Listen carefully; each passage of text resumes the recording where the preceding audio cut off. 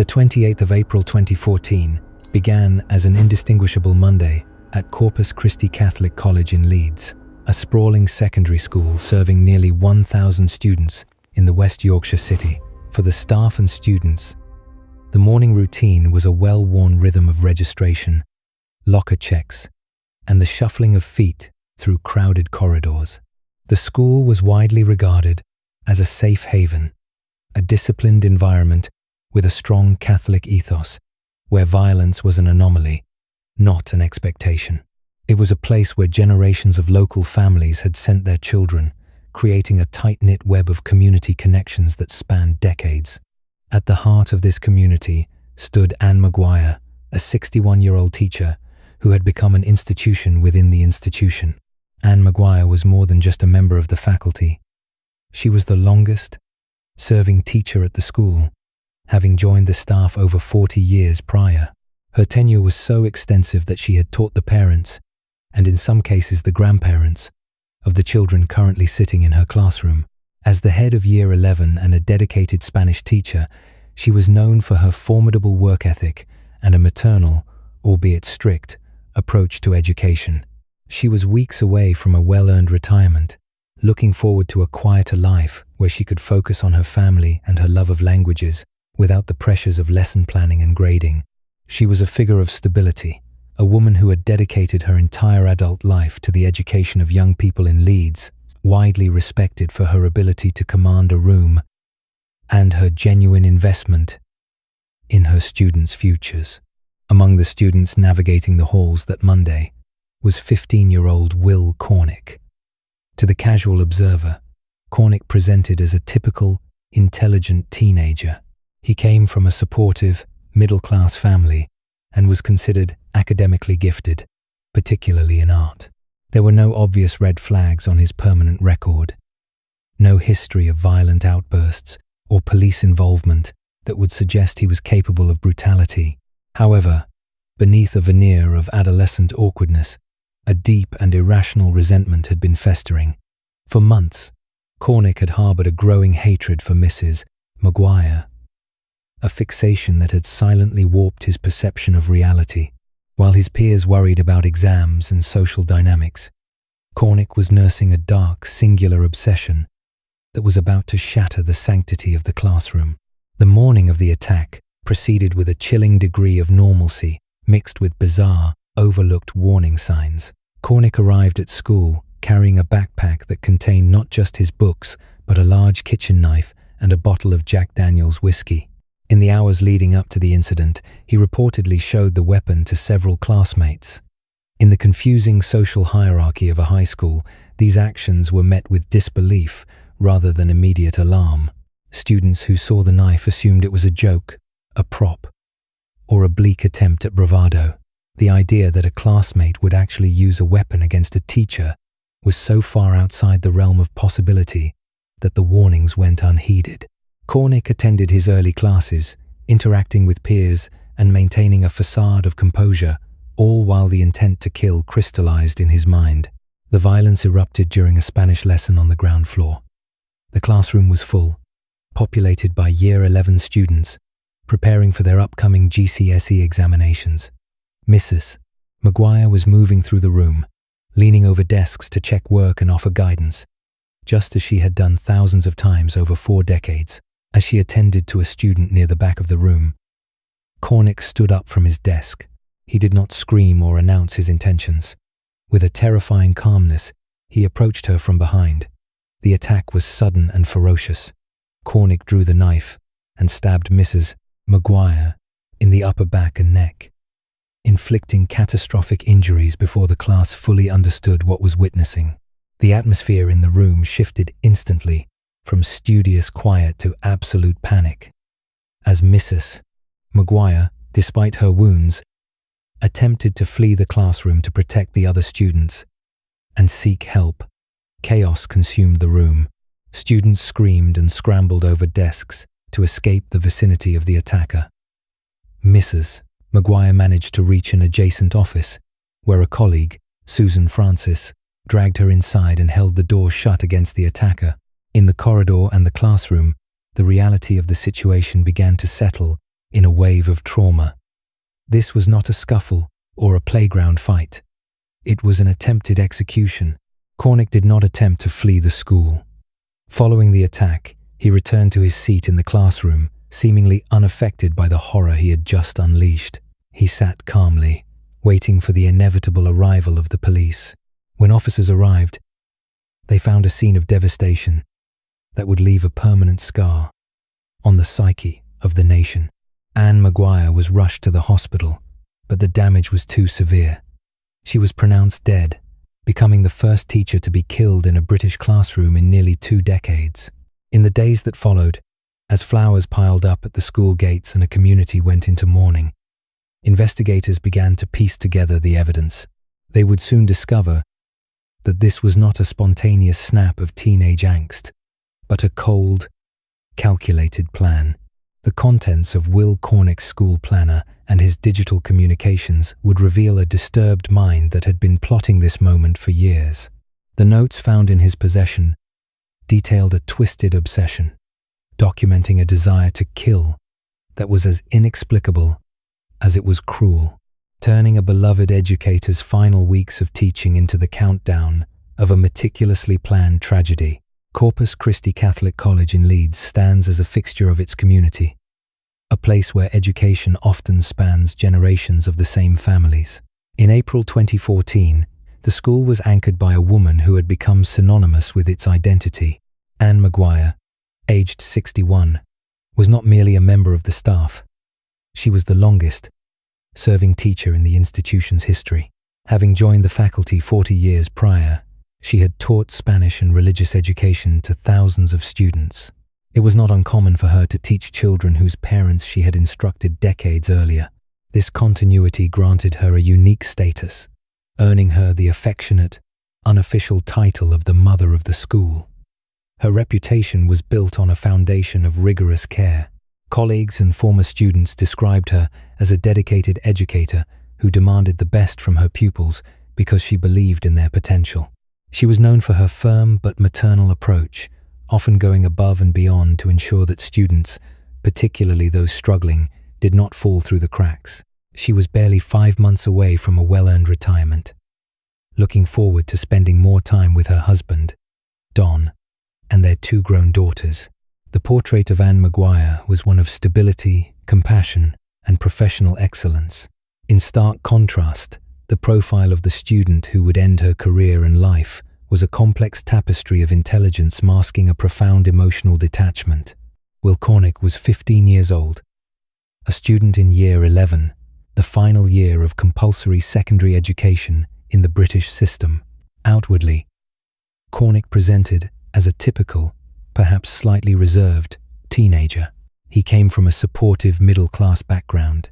His parents, Ian and Michelle, were separated but maintained an amicable relationship, co-parenting effectively to provide a stable environment for their children. There were no obvious red flags in his home life, no history of abuse, and no record of involvement with social services.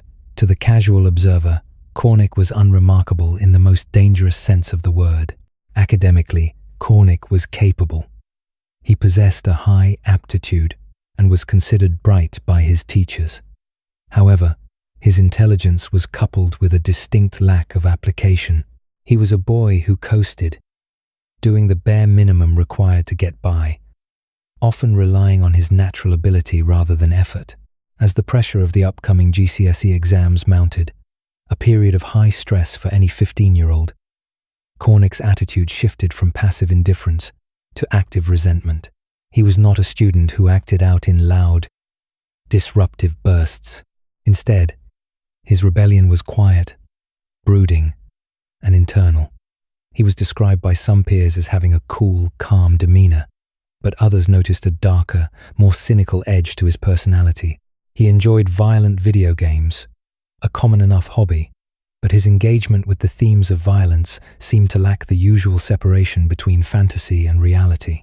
The tension between Anne Maguire and Will Cornick did not emerge overnight. It was the product of a slow accumulation of academic friction that Cornick personalized into a vendetta. As the head of Year 11, Maguire was responsible not just for Spanish instruction, but for the broader pastoral care and academic discipline of the graduating class. It was her job to ensure students met their potential. For Cornick, this meant she was the primary obstacle in his path of least resistance. He was failing to hand in coursework for Spanish, a subject he reportedly struggled with and disliked. Rather than viewing Maguire's interventions as attempts to help him pass, he interpreted them as targeted harassment. In the months leading up to April 2014, the dynamic between teacher and student deteriorated. Cornick's resentment was fueled by specific disciplinary events that he perceived as grave injustices. In February 2014, a meeting was held regarding his poor performance and lack of effort in Spanish. During this meeting, Maguire was direct. She made it clear that without a significant change in his work ethic, he would fail the subject. For a student who prided himself on a sense of intellectual superiority, even if unearned by effort, this was a blow to his ego. He walked out of the meeting, an act of defiance that signaled his refusal to accept her authority. Matters escalated when Cornick was barred from a school bowling trip. The exclusion was a standard sanction for students who had failed to complete required coursework, a policy applied to the entire student body. However, Cornick did not see it as a policy. He saw it as a personal punishment inflicted by Anne Maguire. He blamed her exclusively for his exclusion, ignoring the fact that his own lack of action was the cause. This incident appeared to crystallize his hatred. What might have been a temporary frustration for another student became a fixation for Cornick. He began to view Maguire not as a teacher doing her job, but as an antagonist in his life narrative, someone who needed to be removed. Cornick's internal monologue during this period was revealed later through the recovery of digital communications and classroom notes. The investigation would uncover a disturbing disparity between his public face and his private thoughts. To his parents, he was a teenager, stressed about exams. To a close circle of friends on Facebook and in gaming chat rooms, he was expressing thoughts of homicide with chilling casualness. Late in 2013, around the Christmas holidays, his messages began to drift toward the topic of killing Mrs. Maguire. At first, friends dismissed these comments as dark humor or teenage bravado, a edgy way of venting frustration about a strict teacher. However, the specificity of Cornick's obsession belied the notion of a joke. He did not speak of violence in the heat of the moment. He spoke of it as a logical solution to his problems. He communicated a desire to be free of the burdens of life, such as working and paying bills. In a twisted rationalization, he romanticized the idea of prison.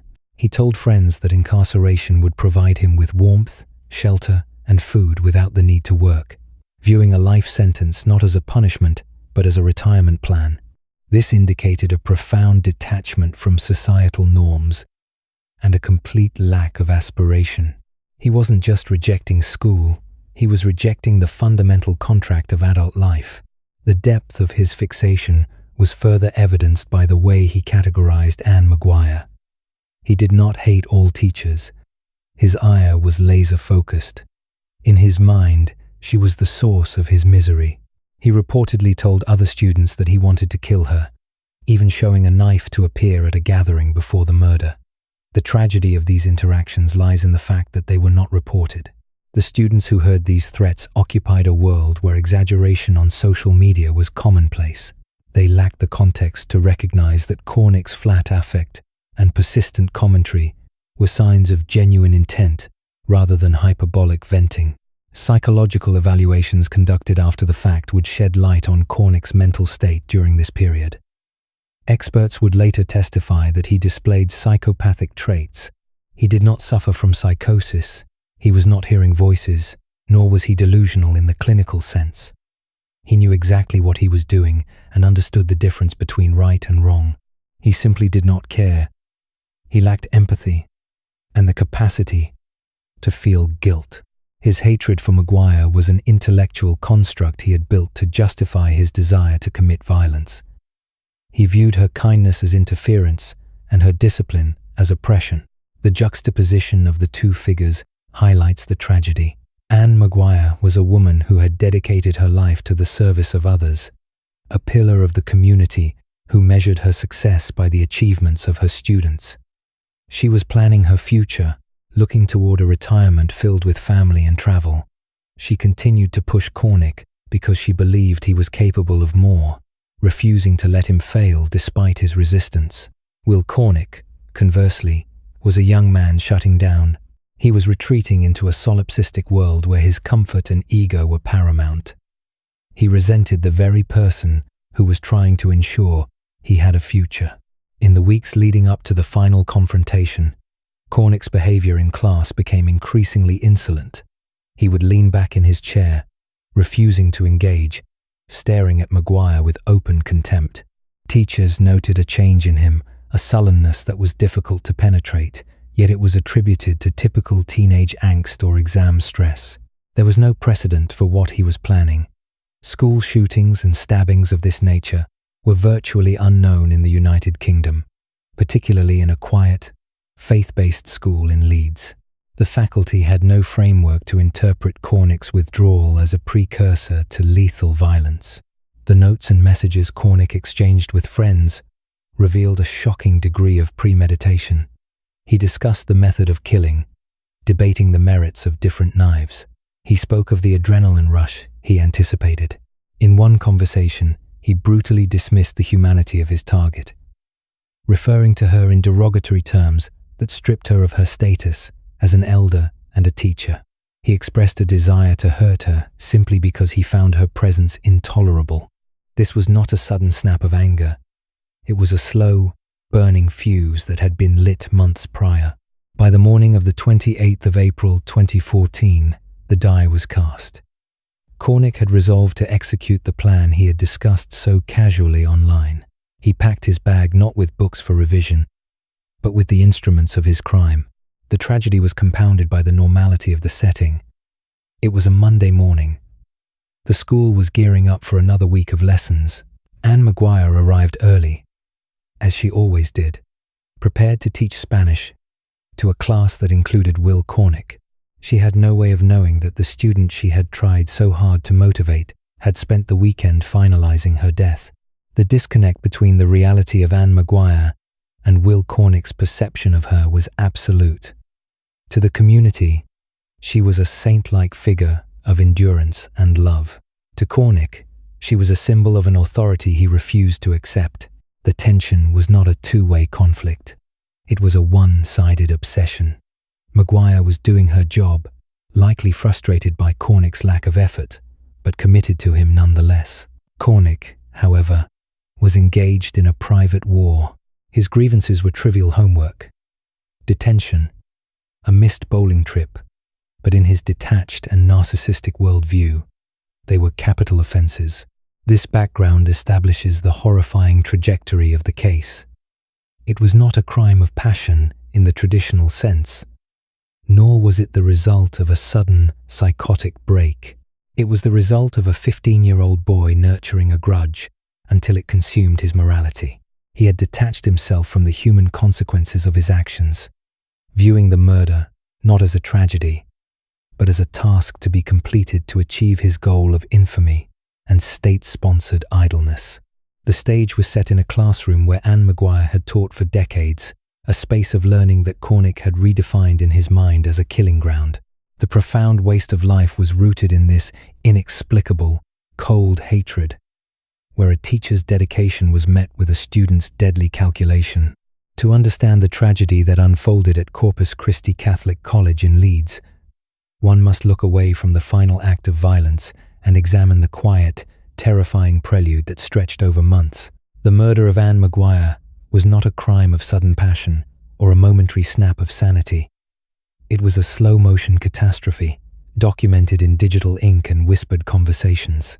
For months, Will Cornick, a 15-year-old student with no prior history of violence, engaged in a chilling performance of intent. He broadcast his desires to a captive audience of peers who, paralyzed by the absurdity of his claims, watched a nightmare take shape in plain sight. The deterioration of the relationship between teacher and student began quietly in late 2013. Anne Maguire was a veteran educator, a 61-year later stalwart of the school who had taught generations of children in Leeds. She was known as Mother Maguire, a strict but dedicated teacher who demanded the best from her students. Will Cornick was, on paper, a model student. He was intelligent, coming from a stable, supportive middle-class home with loving parents. There were no signs of abuse, no involvement with gangs, and no drug addiction. However, beneath a veneer of academic competence, a deep-seated resentment was festering. The friction started with academic pressure. Cornick was struggling in Spanish, a subject Maguire taught with rigor. Rather than doubling down on his studies, Cornick internalized the struggle as a personal slight. He began to view Maguire not as a teacher trying to help him succeed, but as an antagonist in his life's narrative. This shift in perception is critical to understanding the psychopathology that followed. To Cornick, Maguire became the vessel for all his frustrations, and his solution to this frustration was not improvement, but elimination. The first concrete evidence of this deadly trajectory appeared in December 2013. During the Christmas holidays, Cornick engaged in a Facebook chat with a friend. The conversation, later recovered by police, was a window into a mind that had already detached from societal norms. He spoke of Maguire with a vitriol that exceeded typical teenage rebellion. He described her as the one absolute bitch that deserves more than death, more than pain. This was not merely venting, it was the formulation of a philosophy. In these messages, he began to weigh the cost of life against his personal annoyance, deciding that her existence was an unnecessary burden on him. What makes these communications particularly disturbing is the tone. Cornick did not write with the frantic energy of someone in the midst of a psychotic break. He wrote with the cold, clinical detachment of an actuary calculating risk. He told friends that he had decided to kill her. He discussed the method. He discussed the consequences. He told one friend that he could kill her and spend the rest of his life in jail, and that this trade-off was acceptable to him. He claimed he would not worry about life in prison because he would have food, shelter, and Xbox.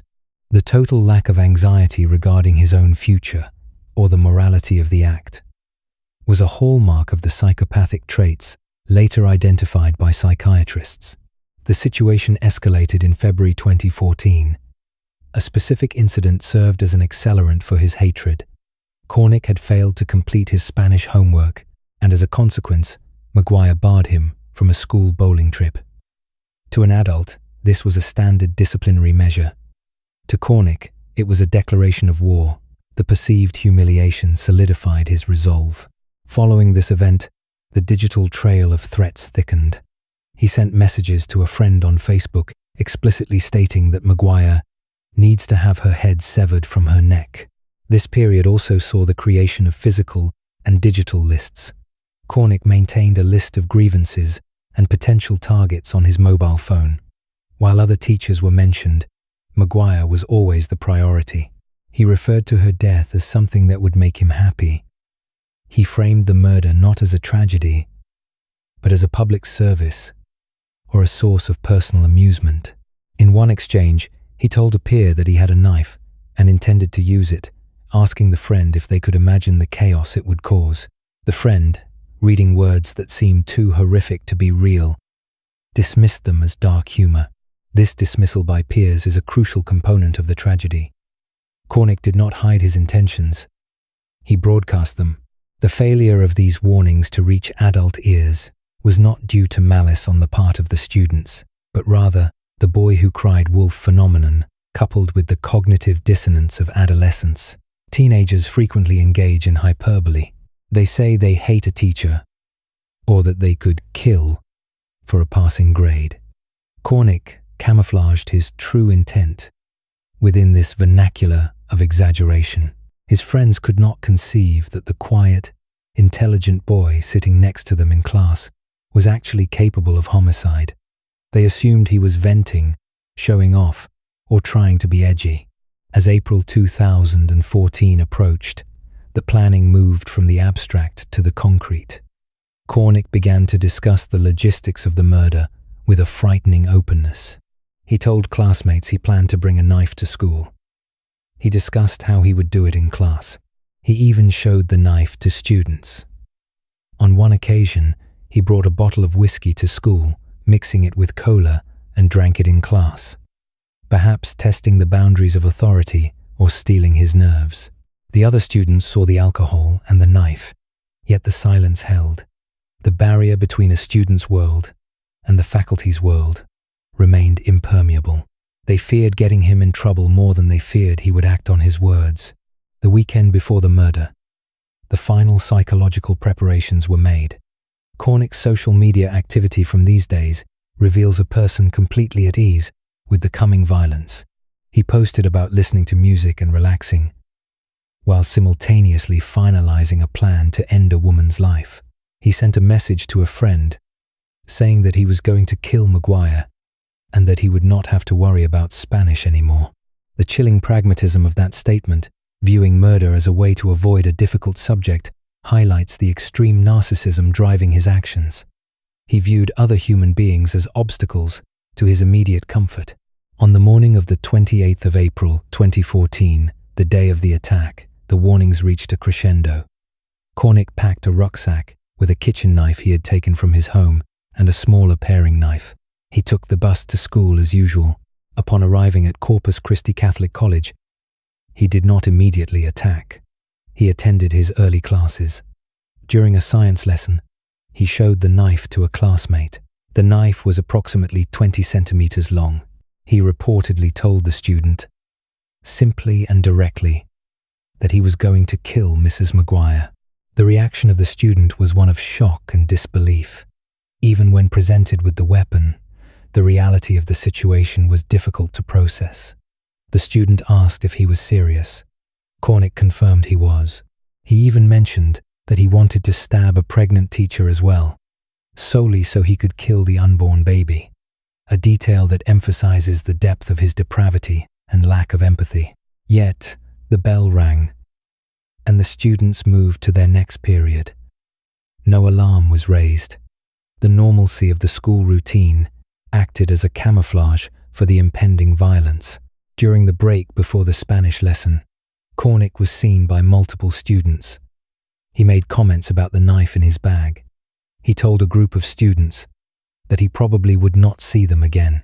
He was effectively saying goodbye, acknowledging that he was about to cross a threshold from which there was no return. Some students thought he was planning to hurt himself. Others still believed it was an elaborate, sick joke. The tragedy lies in this gap between transmission and reception. Cornick was broadcasting on a frequency of literal violence, while his peers were receiving on a frequency of teenage angst. The interactions during that lunch hour reveal a frightening level of composure. Cornick was not pacing or sweating. He was not exhibiting the signs of a panic attack or a rage-fueled breakdown. He was calm.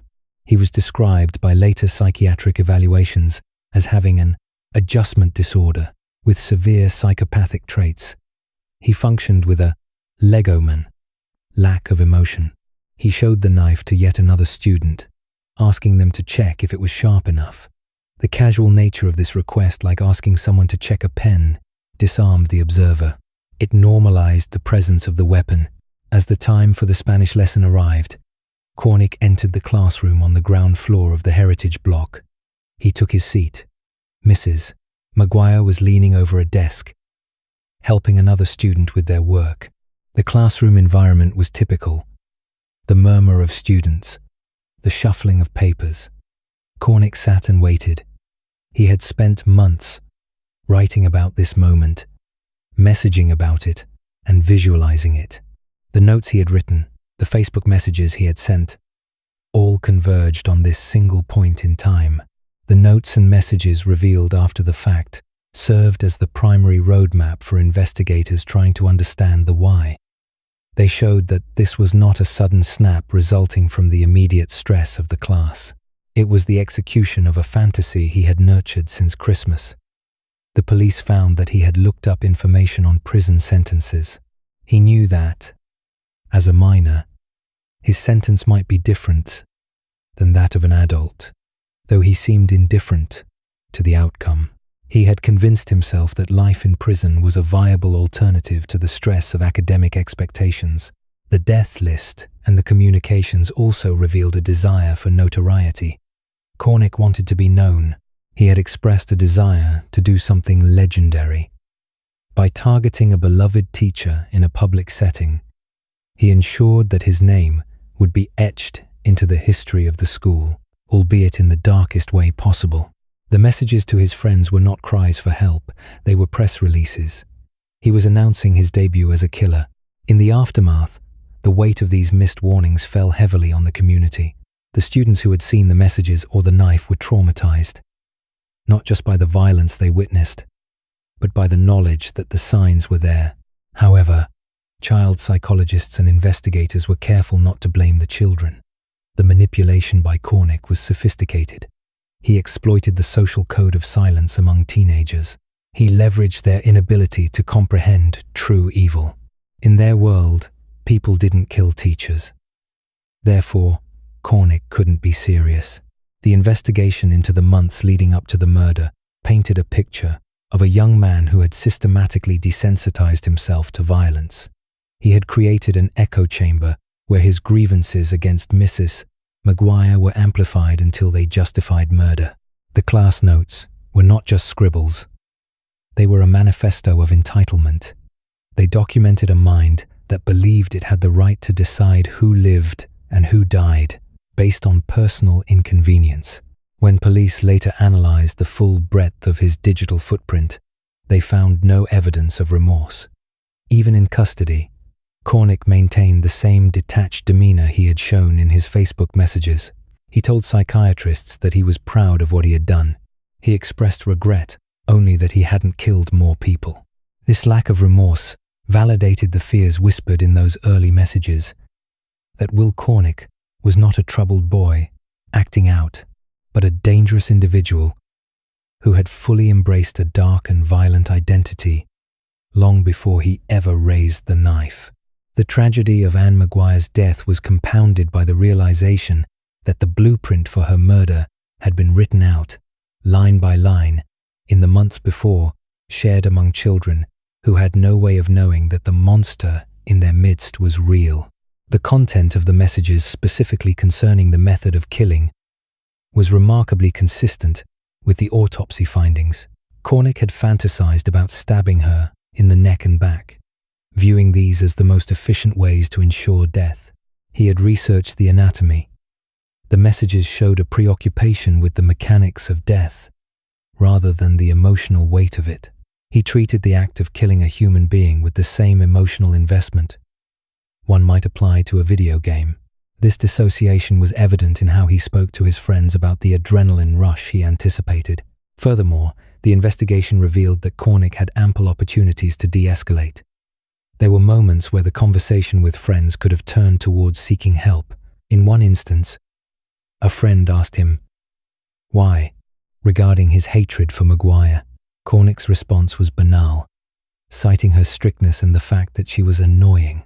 The disproportionate nature of his rage, murder, as a response to annoyance, is the defining characteristic of the case. It highlights a profound failure of emotional regulation and empathy that went unnoticed by the adults in his life until it was too late. The class notes aspect of the case also refers to the literal academic environment. Cornick used the cover of being a student to plan his crime. He sat in her class, watching her, all while harboring these violent fantasies. The betrayal of the teacher-student bond was absolute. Mrs. Maguire, who had spent 40 years dedicated to the welfare of children, was nurturing the very student who was plotting her demise. She had even reached out to his parents about his lack of effort, an act of care that Cornick twisted into further evidence of her persecution of him. Ultimately, the months leading up to the murder of Anne Maguire serve as a harrowing case study in the visibility of threat. The clues were not hidden in a locked diary. They were on Facebook, in text messages, and spoken aloud in the school canteen. Will Cornick did not sneak up on his crime. He walked toward it in broad daylight, narrating his steps to an audience that could not believe their eyes and ears. The notes revealed a twisted obsession that grew in the fertile ground of teenage silence, culminating in a tragedy that shook the foundations of the British education system. The disconnect between the brutality of the written words and the inaction of those who read them remains one of the most disturbing aspects of the entire case. The writing was on the wall, on the screen, and in the air.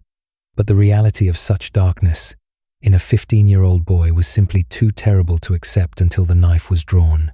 The morning of Monday, the 28th of April 2014, began as any other school day at Corpus Christi Catholic College in Leeds, England. The sky was overcast, typical for West Yorkshire in the spring, as over 1,000 students made their way to the secondary school on Neville Road. Among them was 15-year-old Will Cornick.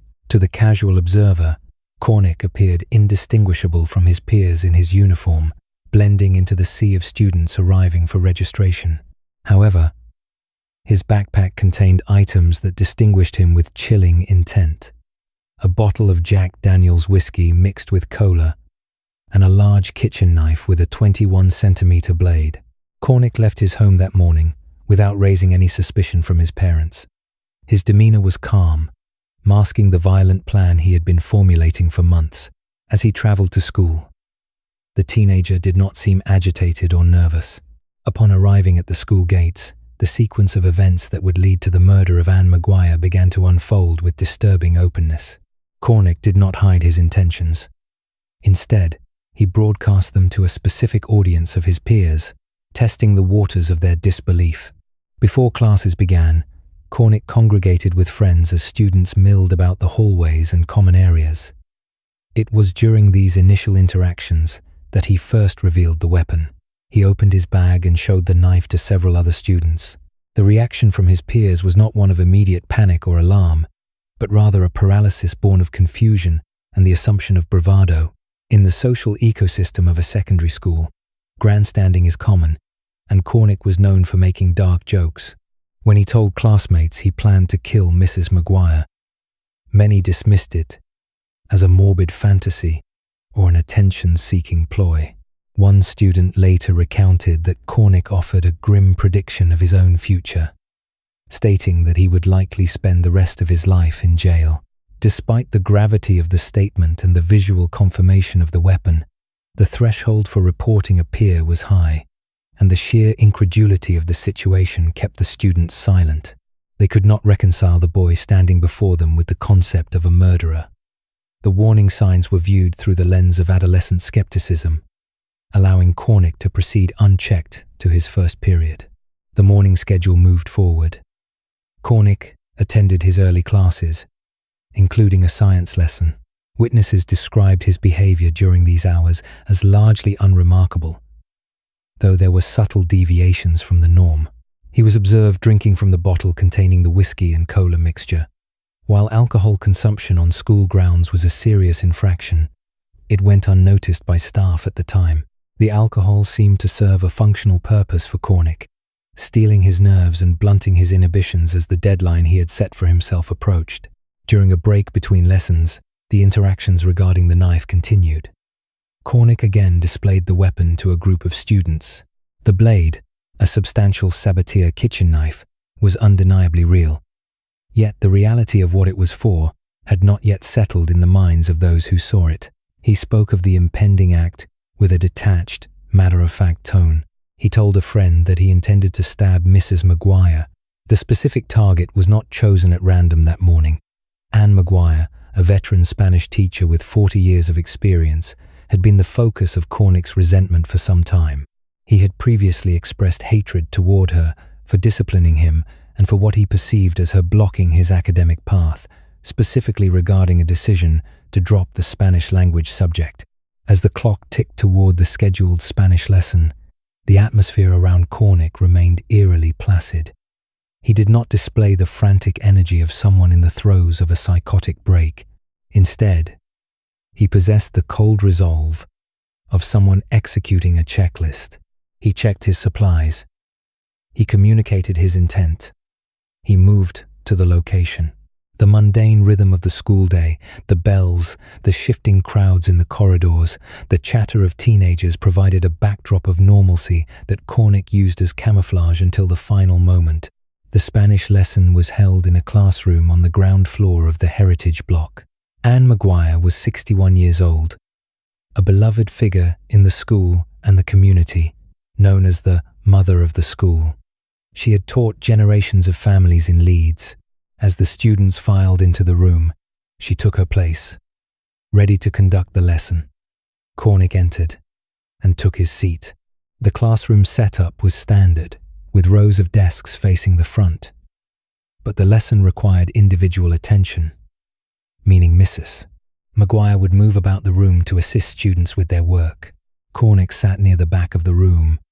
During the lesson, he leaned over to a classmate sitting next to him. In a final act of foreshadowing, he whispered that he was going to kill her. He then produced the knife once more, showing it to the student as tangible proof that his words were not empty threats. The student, frozen by the sight of the blade and the proximity of the danger, did not scream. It was a moment of suspended reality. Cornick reportedly winked at the classmate, a gesture of chilling camaraderie, or perhaps arrogance, signaling that the performance was about to begin. The time was approximately 11:50 a.m. The lesson was underway. Anne Maguire was leaning over a desk, helping a girl with her work. Her back was turned to the room, her focus entirely on the educational needs of the student before her. She was defenseless and unaware of the movement behind her. Cornick stood up from his desk. He did not run or shout. He walked calmly toward the teacher. The knife was in his hand. In full view of the class, Cornick attacked. He initiated the assault from behind, targeting her upper back and neck. The violence was sudden and catastrophic. He stabbed her 7 times. The silence of the classroom was shattered instantly. Mrs. Maguire screamed, a sound that alerted nearby staff and students to the horror unfolding within the Spanish room. The sheer brutality of the motion knocked the teacher off balance, but she did not fall immediately. Panic erupted in the classroom. Students screamed and scrambled away from the violence, overturning chairs in their desperate attempt to escape the immediate vicinity of the attacker. Cornick did not turn his weapon on the students. His aggression was singularly focused on Anne Maguire. Despite her severe injuries, Mrs. Maguire's survival instinct kicked in. She managed to break away from Cornick and ran toward the classroom door, seeking safety and help. Cornick pursued her. The chase spilled out of the immediate classroom area as Mrs. Maguire fled toward an office used by the head of the year. She was losing blood rapidly. Her hand clutched her neck in a futile attempt to staunch the flow. The terror of the situation rippled outward from the Spanish classroom, drawing the attention of another teacher, Susan Francis. Susan Francis, a modern foreign languages teacher, heard the commotion and the screaming. She emerged into the corridor to find a scene of absolute chaos. Anne Maguire was running toward her, screaming that she had been stabbed. Behind her, Cornick followed, the knife still in his hand, his expression devoid of the horror that was reflected in the faces of everyone else. Acting on instinct and adrenaline, Mrs. Francis grabbed Anne Maguire and pulled her into the office, shoving her inside to separate her from the attacker. Mrs. Francis then placed herself between the dying woman and the armed teenager. She stood in the doorway, blocking Cornick's path. It was a moment of profound bravery. She held the door shut with her foot and her body, staring down the student who had just committed a lethal assault. Cornick arrived at the door. He did not attempt to force his way through Mrs. Francis with the same violence he had used moments earlier. Instead, he stopped. He looked at the teacher blocking his path. According to witness accounts, his demeanor shifted from the active aggressor back to a state of calm detachment. He made no move to attack Mrs. Francis. He turned away and returned to the classroom where the attack had initiated. Inside the office, the situation was dire. Anne Maguire collapsed. Mrs. Francis while keeping one eye on the door to ensure Cornick did not return, tended to her colleague. She called for emergency services, her voice urgent as she relayed the impossible reality of what had happened. Other staff members rushed to assist, trying to provide first aid to the catastrophic wounds Mrs. Maguire had sustained. The severance of major blood vessels meant that her condition was critical from the moment of the first strike. Back in the classroom, the scene was surreal. Cornick had returned to his seat. He sat down as if the lesson were continuing. The knife, now stained with blood, was placed on the desk in front of him. He did not try to flee the school grounds. He did not try to hide the weapon. He simply waited. When another staff member entered the room cautiously to assess the threat, they found Cornick calm and compliant. The dialogue that followed in those minutes before the police arrived provided a window into Cornick's psychological state. He reportedly uttered phrases that indicated a complete lack of remorse. He was heard saying, "good times," and expressing a sense of satisfaction that he had finally done it. He expressed pity for the trauma caused to the students who witnessed it, but showed no empathy for the woman he had just mortally wounded. He behaved as though he had completed a necessary task, and was now waiting for the inevitable administrative processing. Police arrived at Corpus Christi Catholic College within minutes. They entered the classroom to find the 15-year-old sitting quietly. He was arrested without a struggle. The officers secured the knife, and the smaller paring knife he also had in his possession. As he was led away, the school was placed in lockdown. Hundreds of students were kept in their classrooms, confused and frightened, as rumors of a stabbing circulated through text messages and hushed whispers. Meanwhile, paramedics worked frantically on Anne Maguire. She was rushed to the hospital, but the damage was irreversible. The stab wounds had pierced her jugular vein and pulmonary artery. Despite the best efforts of the trauma team, Anne Maguire was pronounced dead later that day. The teacher who had served the community for 4 decades was gone, killed in the sanctuary of her own classroom. The immediate aftermath at the school was a blur of police tape, interviews, and shock. Detectives began the process of interviewing the students who had been in the room. The accounts were consistent. The calm approach, the sudden violence, and the terrifying lack of emotion from the perpetrator. The notes and notebooks found in Cornick's possession, along with the digital footprint he left behind, would later confirm that this was not a snap decision. It was a premeditated execution, planned with a cold rationality that belied his age. On that Monday morning, the warning signs were visible but unreadable to the adolescent eyes that saw them. The knife had been shown, the threats had been spoken, and the plan had been outlined. The tragedy lay in the gap between the utterance of the threat and the belief that such a thing could actually happen in a quiet classroom in Leeds. By the time the reality bridged that gap, it was 11:50 a.m., and it was too late. Following the immediate containment of the scene at Corpus Christi Catholic College on the 28th of April 2014, the transition from an active emergency to a homicide investigation began. The moment police officers placed handcuffs on 15-year-old Will Cornick, the atmosphere inside the school was one of hysteria and traumatic shock. Yet the eye of the storm, the perpetrator himself, presented a demeanor that baffled the arresting officers. When police arrived at the office where Cornick was being held by staff members, they did not find a panicked teenager hyperventilating over a mistake, nor did they find a violent offender requiring restraint.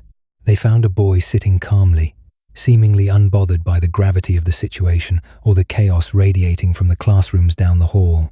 As officers escorted Cornick to the police van, the first indications of his psychological state began to surface. Standard procedure dictates that officers remain vigilant for sudden outbursts or attempts at self-harm, particularly with juvenile suspects involved in violent crimes. However, Cornick engaged the officers in casual conversation. He asked if he could take his bottle of Jack Daniels with him, an item he had brought to school to celebrate the act he had just committed. When denied, he did not argue but simply accepted the refusal with a shrug. Inside the vehicle, his pulse did not appear to race. He made small talk, asking the officers how their day was going. a question that struck the responding team as grotesque, given the blood that had just been shed. At one point, he stated, "I'm fine," and expressed that he was happy. This was not the bravado of a scared child trying to act tough. It was a flat, affectless statement of fact. Upon arrival at the West Yorkshire police station, the booking process commenced. Cornick was processed like any other homicide suspect, yet his age necessitated specific protocols, including the presence of an appropriate adult and legal counsel. His parents, devastated and in a state of absolute disbelief, were confronted with a son who seemed entirely detached from their emotional agony. The investigation quickly pivoted to the formal interrogation, a phase that detectives hoped would shed light on the motive. They expected tears, denial, or perhaps a claim of a psychotic break. Instead, they were met with a level of candor and coldness that seasoned investigators, later described as unlike anything they had encountered in careers spanning decades. The interrogation room video captured a young man leaning back in his chair, his body language open and relaxed. He did not fidget nervously. He did not avoid eye contact. When detectives began their questioning, Cornick answered with articulate, complete sentences. He did not claim it was an accident. He did not claim he had been bullied, or that he had snapped in a moment of passion. He explained the killing of Anne Maguire as a logistical problem he had solved. He detailed the mechanics of the attack with the precision of a medical examiner, describing exactly how he approached her from behind while she helped a student, how he withdrew the knife, and the specific motion he used to inflict the fatal wound to her neck. He recounted the physical sensation of the blade entering her body, without a tremor in his voice. The investigators pressed for a reason, looking for the trigger that turned a student into a killer. Cornick's explanation revealed a deep-seated, simmering resentment that had been festering for months, but the grievances he listed were shockingly trivial in proportion to the violence of his response. He cited the fact that Mrs. Maguire had kept him behind after class to discuss his lack of effort. He mentioned that she had called his parents when he failed to do his homework. In his mind, these standard disciplinary actions were unforgivable affronts. He told the detectives that he had decided she needed to die because he wanted to be free of the pressure she placed on him. He viewed prison not as a punishment, but as a sanctuary where he would no longer have to worry about GCSEs, bills, or the expectations of adulthood. He explicitly stated that he was proud of what he had done and that he had accomplished his goal. Throughout the hours of interviews, detectives looked for a crack in the armor, a sign of remorse. They showed him the reality of the situation, that a beloved teacher, wife, and mother was dead. Cornick's response was chillingly pragmatic. He acknowledged that her family would be sad, but expressed no personal regret. He said, "I know the victim's family will be upset, but I don't care." He described the adrenaline rush he felt during the attack, comparing it to a high, and admitted that his only regret was that he had not been able to kill the other targets on his list. This admission opened a terrifying new avenue for the investigation. It became clear that Anne Maguire was not intended to be the only victim. Cornick casually mentioned that he had planned to attack 2 other staff members, including a pregnant teacher, Sinead Carney, whom he had also harbored grudges against. He explained that he had run out of time and opportunity, not that he had lost the will to kill. While the interrogation room provided a window into Cornick's psyche, the forensic investigation into his physical and digital life provided the timeline of premeditation that would ensure a murder conviction. Crime scene investigators catalogued the contents of his backpack. They found the murder weapon, a heavy-duty kitchen knife with a 34-centimeter blade, which he had taken from his family home that morning. The presence of the knife in his bag was not an impulsive grab. It was a selected tool. Alongside the weapon was the bottle of whiskey intended for his post-murder celebration. These items painted a picture of a boy who had left his house that morning, fully intending to end a life and resign himself to custody. The digital forensic team began to peel back the layers of Cornick's online existence and what they found destroyed any potential defense of sudden insanity.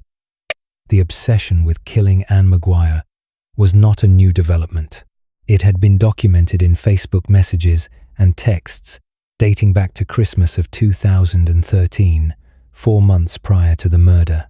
In conversations with a friend, Cornick had written explicitly about his desire to kill Mrs. Maguire. He discussed methods and expressed a visceral hatred for her. In one exchange, he wrote, "The one absolute thing, bitch, that deserves more than death, more than pain, torture, and more than anything that we can understand."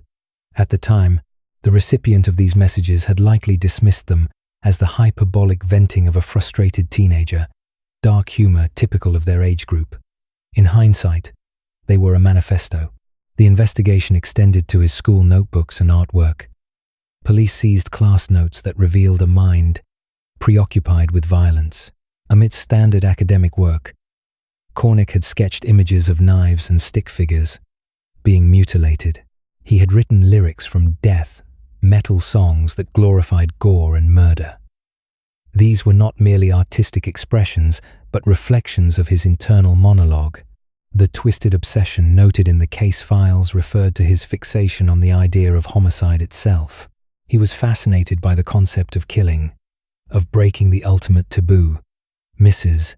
Maguire had become the focal point of this fascination because she was the authority figure currently causing him the most annoyance. But the drive to kill appeared to stem from a darker, intrinsic desire to inflict harm. Witness statements from fellow students corroborated the timeline established by the digital evidence. On the morning of the attack, Cornick had not kept his intentions secret. He had shown the knife to multiple classmates. He told them he was going to kill Mrs. Maguire. One student reported that Cornick had taken the knife out in a jagged movement to demonstrate it. Yet the students, conditioned to believe such threats were jokes, did not alert staff.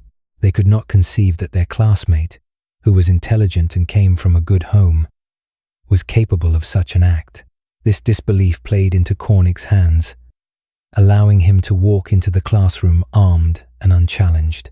The investigation revealed that he had even winked at another teacher immediately after the stabbing, a gesture of arrogant triumph that aligned perfectly with his statements in the interview room.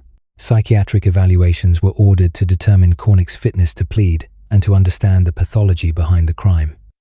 Dr. John Kent and other specialists spent hours assessing the teenager. They looked for signs of schizophrenia, bipolar disorder, or delusional thinking. They found none.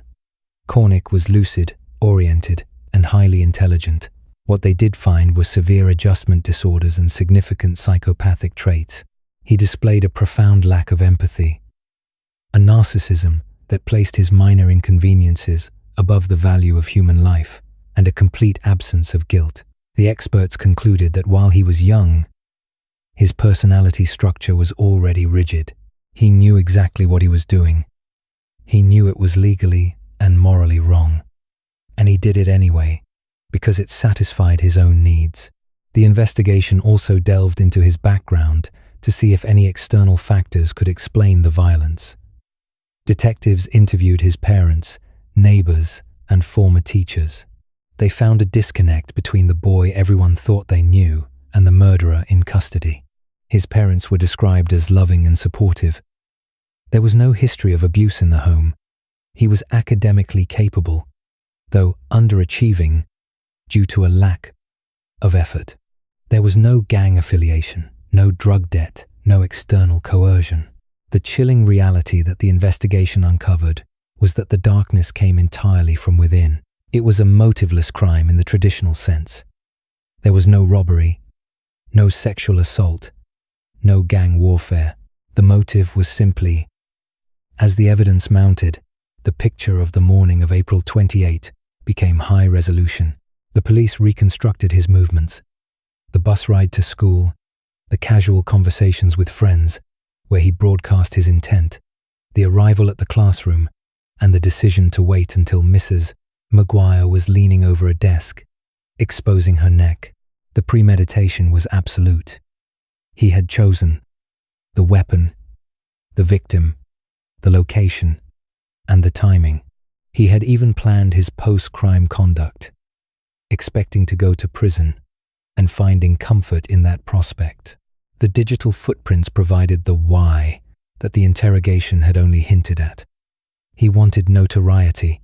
He wanted to be someone who had done something historic in his own warped view. He had spoken to friends about the movie American Psycho, identifying with the protagonist. The investigation showed that he viewed the murder as a way to self-actualize, to become the person he felt he was on the inside, a killer. The disparity between his physical appearance, a regular-looking schoolboy, and his internal landscape was total. The police also analyzed the knife itself in detail. It was a standard kitchen implement, but the force required to inflict the fatal wound was significant. This spoke to the ferocity of the attack. It wasn't a tentative jab. It was a forceful, decisive strike intended to cause maximum damage. The medical examiner's report, combined with Cornick's own description of the action, confirmed that he had not hesitated. He had struck from behind, giving Anne Maguire no chance to defend herself or even realize she was in danger until the blow landed. Throughout the custody period, officers noted that Cornick's sleep patterns were normal. He ate his meals. He conversed politely with the guards. The turmoil that usually accompanies a murder, charged the panic, the crying, the desperate calls to family was absent. He seemed to treat the police station as a hotel, a temporary stop on his way to his desired destination of long-term incarceration. This behavior was flagged in the final police reports as highly indicative of his dangerousness. A suspect who cannot feel distress at their own predicament is unlikely to feel empathy for their victim.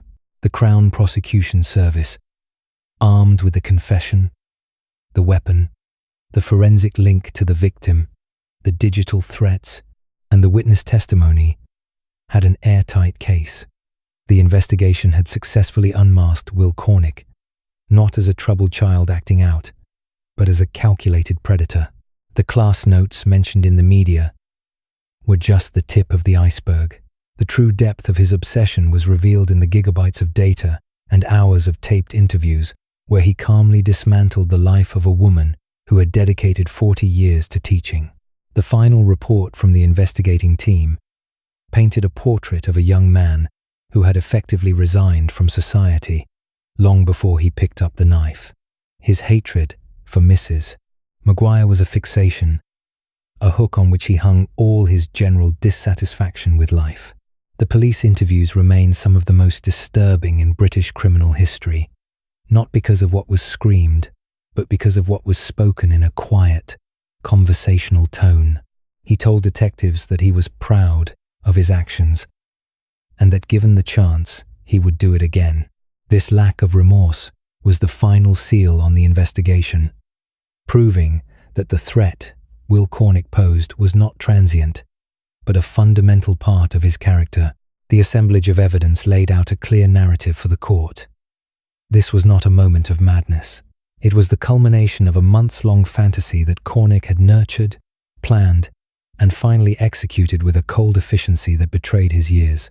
The investigation concluded that while the knife was the physical weapon, the true instrument of death was Cornick's own detached, remorseless ego, which allowed him to view a human life as an obstacle to be removed. The police file was closed, the facts verified, and the monster unmasked, leaving a community to grapple with the terrifying reality that such calculated evil could reside in a 15-year-old boy sitting in a classroom. The legal proceedings following the death of Anne Maguire began with an atmosphere of intense public scrutiny and profound sorrow. Centering on Leeds Crown Court in November 2014, the accused, a 16-year-old boy who had been 15 at the time of the attack, appeared in the dock to answer charges of murder. Unlike many cases involving minors, where the legal process is drawn out by psychiatric evaluations, determining fitness to plead, this defendant offered no contest. He entered a guilty plea, admitting full responsibility for the stabbing of his Spanish teacher. This admission bypassed the need for a jury trial, shifting the court's focus entirely to sentencing and the critical task of understanding the mental state of a teenager capable of such calculated violence. Before the details of the sentencing could be finalized, the court had to address the issue of the defendant's anonymity. Under Section 39 of the Children and Young Persons Act 1933, minors involved in criminal proceedings are typically granted automatic anonymity to protect their welfare and future rehabilitation. Throughout the initial hearings, the press had been legally barred from naming the boy. However, given the unprecedented nature of the crime, the first killing of a teacher in a British classroom in over 3 decades, media organizations petitioned the court to lift these restrictions. They argued that the severity of the offense and the significant public interest outweighed the traditional protections afforded to juvenile offenders. Mr. Justice Colson, presiding over the case, carefully weighed these arguments. He acknowledged that naming a minor is a step taken only in exceptional circumstances. In his deliberation, he noted that the defendant's crime was not a sudden snap of violence, but a premeditated act that had irrevocably altered the community's sense of safety. The judge concluded that the public interest in understanding who was responsible for such a catastrophe and the need for open justice necessitated the lifting of the reporting restrictions. Consequently, the court permitted the identification of the perpetrator as Will Cornick. The lifting of the veil allowed the public to connect the shocking details of the crime to the individual in the dock, a seemingly ordinary student from a supportive family background. With the legal formalities of identity resolved, the court turned its attention to the psychiatric evidence. This phase of the hearing was particularly harrowing, as it sought to explain the inexplicable. Following his arrest, Cornick had undergone extensive medical evaluations by prosecution and defense psychiatrists to determine if he suffered from a recognized mental illness such as schizophrenia or severe depression that might offer a defense of diminished responsibility. The findings presented to the court were chilling in their clarity. The medical professionals found no evidence of psychosis, delusions, or hallucinations. Cornick was not hearing voices, nor was he detached from reality in a clinical sense. Instead, he was fully aware of his actions and their consequences. The consensus among the experts was that Cornick displayed severe psychopathic traits. While professionals are often hesitant to label an adolescent as a psychopath due to the fluidity of teenage development, the traits observed in Cornick were profound and deeply entrenched. The psychiatric reports described a young man with a total absence of empathy and a terrifying level of detachment from human suffering. During interviews with doctors, Cornick spoke about the murder with a flat, unemotional demeanor. He expressed no regret for taking Anne Maguire's life. In fact, he told psychiatrists that he felt a sense of pride in what he had done, describing his emotional state after the killing as fine and dandy. The only clinical diagnosis the experts could agree upon was an adjustment disorder, a condition usually triggered by stress or significant life changes. However, both the prosecution and the defense acknowledged that this label was woefully inadequate to explain the magnitude of the violence. Adjustment disorders typically result in anxiety or behavioral outbursts, not calculated homicide. The psychiatric assessment revealed that Cornick functioned with a twisted internal logic. He held a deep-seated, irrational grievance against Mrs. Maguire, primarily stemming from her high expectations of him and a minor detention he had received. In his mind, these ordinary interactions were grave injustices that necessitated a lethal response. The court heard that Cornick's lack of remorse was absolute. When asked by doctors if he would do it again, he affirmed that he would. He even expressed regret that he had not succeeded in his wider plan, which included attacking 2 other teachers and a pregnant staff member. The psychiatrists noted that he derived a sense of power and notoriety from the act. He had told experts that he planned to get drunk after the murder to celebrate his achievement. This candid admission of sadistic satisfaction effectively dismantled any potential mitigation regarding his age or maturity. The experts concluded that he presented a significant and immediate danger to the public, with a personality structure that was highly resistant to change. During the sentencing hearing, prosecutor Paul Greeny QC detailed these findings to a silent courtroom. He highlighted that Cornick's intelligence was intact and that he had meticulously planned the attack, evidenced by the knife he brought from home and the bottle of whiskey he intended to drink afterward. The prosecution emphasized that this was an act of monumental cowardice, executed against a defenseless woman who was merely doing her job. The defense counsel, Richard Wright QC, faced the difficult task of mitigating for a client who refused to help himself. Wright acknowledged the horror of the crime, but asked the court to consider Cornick's youth and the diagnosis of adjustment disorder, suggesting that his immaturity played a role in his inability to process his grievances rationally. Mr. Justice Colson's sentencing remarks were scathing and reflected the judiciary's horror at the breach of sanctity within the classroom. Addressing Cornick directly, the judge dismantled the notion that this was a crime of passion or a result of teenage angst. He described Cornick's actions as wholly premeditated and driven by a chilling obsession. The judge pointed to the psychiatric evidence as proof that Cornick was a dangerous individual who posed a grave threat to society.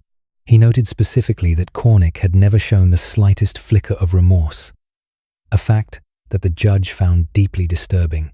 The judge highlighted the devastating impact on Anne Maguire's family, her students, and the wider teaching profession.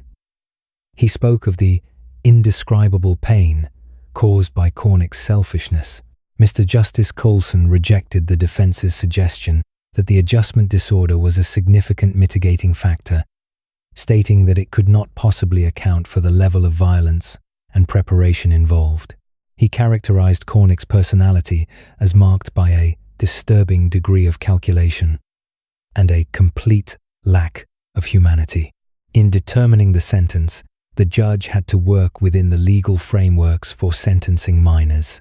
While a whole life order, meaning the prisoner is never released, is extremely rare for offenders under 18, the judge made it clear that Cornick's release was by no means guaranteed. He imposed a life sentence, the mandatory penalty for murder, but the crucial element was the minimum term Cornick would have to serve before being considered for parole. Mr. Justice Colson set this minimum term at 20 years. He emphasized that this was merely the earliest point at which Cornick could apply for release, not a fixed release date. The judge issued a stark warning to the teenager standing in the dock. He stated that given the psychiatric assessments and Cornick's own terrifying admissions about his desire to kill again, it was entirely possible that he would never be released. Mr. Justice Colson remarked that, until Cornick could demonstrate a fundamental shift in his psyche and no longer posed a danger to the public, he would remain in custody. The judge concluded that Cornick's pride in his actions and his total lack of empathy were truly chilling traits that might render him permanently unfit for life in a free society. The sentencing concluded the immediate legal chapter of the tragedy, but the medical and judicial findings left an unsettled legacy. The court had exposed a young mind that defied the standard categorization of troubled youth. Will Cornick was not a victim of circumstance, abuse, or sudden psychosis, but a young man who had clinically and calmly decided to commit murder for his own gratification. The lifting of his anonymity allowed the public to see the face of the killer, while the psychiatric reports revealed a darkness that the legal system could punish but not fully explain. As he was led away to begin his sentence, the judge's words hung in the air, a life sentence for a boy who had ended a life, with the distinct possibility that he would grow old and die behind bars. The murder of Anne Maguire at Corpus Christi Catholic College on the 28th of April 2014 shattered the assumed sanctuary of the British classroom. Unlike previous high-profile incidents involving intruders, the threat here came from within, seated at a desk in the second row. The subsequent independent review, published by the Leeds Safeguarding Children Board in 2016, concluded that no one could have predicted or prevented the attack. This finding underscored a disturbing reality for educators and parents alike. The system relies on intervention based on behavioral red flags, but intervention becomes impossible when a student like Will Cornick harbors a lethal, calculated hatred hidden behind a mask of academic compliance and quiet detachment. The legal aftermath ignited a complex debate regarding juvenile justice in the United Kingdom. Mr. Justice Colson, presiding at Leeds Crown Court, sentenced the 15-year-old to life imprisonment, with a minimum term of 20 years, a severity rarely applied to minors.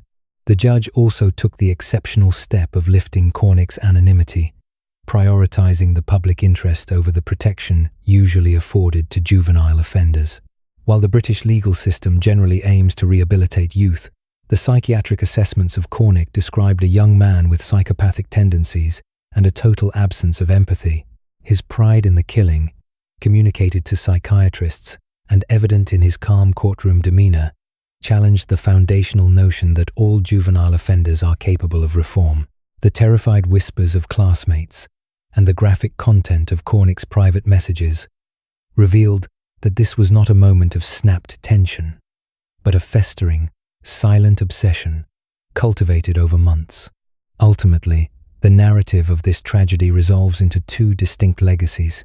Will Cornick remains incarcerated, defined by a singular act of cold-blooded violence and a chilling lack of remorse that continues to disturb criminologists. In stark contrast, Anne Maguire's 40-year career stands as a testament to unwavering dedication. Her memory is preserved not through the brutality of her final moments, but through the generations of students she mentored and the Anne Maguire Arts Education Fund, established to continue her life's work. The events at Corpus Christi Catholic College remain a dark chapter in British criminal history, serving as a permanent reminder of the unseen dangers that can exist within the quietest of students.